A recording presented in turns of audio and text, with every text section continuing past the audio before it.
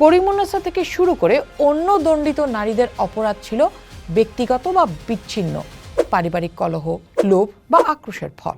কিন্তু শেখ হাসিনার অপরাধ তো তা নয়। শেখ হাসিনার অপরাধ মানবতা বিরোধী অপরাধ। এটি কেবল রাষ্ট্রের বিরুদ্ধে নয়, বরং সমগ্র মানবতার বিরুদ্ধে সংঘটিত অপরাধ। 2024 সালের জুলাই আগস্টে তার সরাসরি নির্দেশে রাষ্ট্রীয় বাহিনী যখন নিরস্ত্র ছাত্র জনতার উপর হেলিকপ্টার, ড্রোন ও প্রাণঘাতী অস্ত্র নিয়ে ঝাঁপিয়ে পড়েছিল, তখন জাতিসংঘের হিসেব অনুযায়ী প্রায় 1400 মানুষের মৃত্যু হয়েছিল। এটি ক্ষমতা টিকিয়ে রাখার জন্য একটি পরিকল্পিত ও ঠান্ডা মাথার গণহত্যা। আন্তর্জাতিক আইন বলে এ ধরনের অপরাধের ক্ষেত্রে অপরাধীর লিঙ্গ, বয়স, সামাজিক অবস্থান কোনোভাবেই বিবেচ্য হতে পারে না।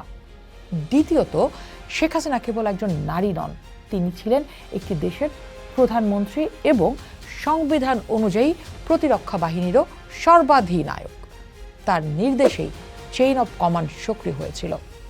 সাবেক পুলিশ প্রধান চৌধুরী আবদুল্লাহ আল মামুনের রাজসাক্ষী হিসেবে দেয়া জবানবন্দি সেই সত্যটিকেই কিন্তু দিনের আলোর মতো স্পষ্ট করে দিয়েছে। তিনি যখন গুলি করার নির্দেশ দিয়েছিলেন, তখন তিনি একজন নারী হিসেবে নয়, বরং রাষ্ট্রের সর্বোচ্চ ক্ষমতার অধিকারী হিসেবে সেই নির্দেশ দিয়েছিলেন।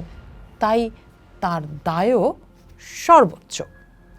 এখানে নারীত্বের দুর্বলতার যুক্তি খাটানোর কোনো সুযোগ নেই, বরং তার পরিচয় ও ক্ষমতা তাকে আরও বেশি দায়ী করে তোলে। অন্যান্য মামলাগুলোতে নারীর সাজার ক্ষেত্রে সামাজিক সহানুভূতি বা রাজনৈতিক বিবেচনার একটি ক্ষীণ সুযোগ ছিল, কিন্তু জুলাই গণহত্যার শিকার হাজারো পরিবার এবং দেশের কোটি কোটি মানুষের কাছে শেখ হাসিনা একজন গণহত্যাকারী স্বৈরাচার। তার প্রতি জনমনে কোনো সামাজিক সহানুভূতি নেই, বরং রয়েছে তীব্র ঘৃণা ও বিচারের আকাঙ্ক্ষা।